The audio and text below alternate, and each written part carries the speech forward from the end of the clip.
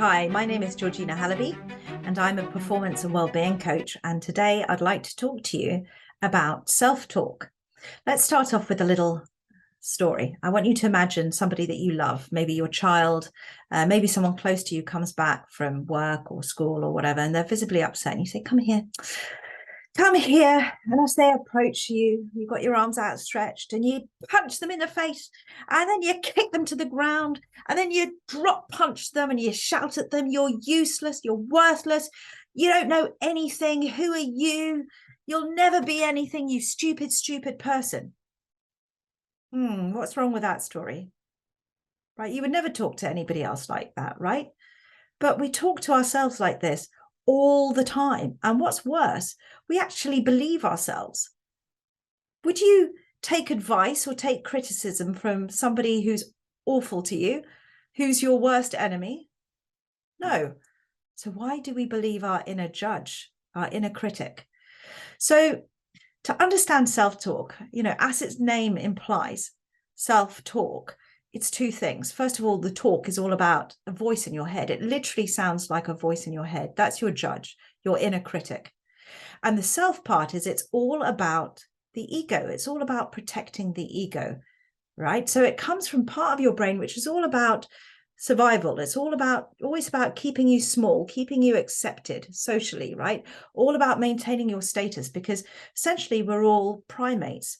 We need to be accepted by the monkey pack. If we stick out, or there's anything wrong with us, we get thrown out. That's rejection, that's death. So we have to survive. We have to maintain our status. So that fear part of our brain is all about the self. It's about maintaining status so that we can survive. We can remain socially accepted. But we don't have to live from that part of our brain. There is another part of our brain that starts developing when we're about 12 years old, doesn't stop until we're about 21, which pretty much explains teenagers to you. It's called the prefrontal cortex, and that's the space of your brain that is responsible for creativity, empathy, resourcefulness, perspective. And so the trick then becomes, how do we move from this part of the brain to this part of the brain at will, and in the moments when we would normally get triggered by our self-talk? So this is going to be the subject of our mental fitness discussion, details below.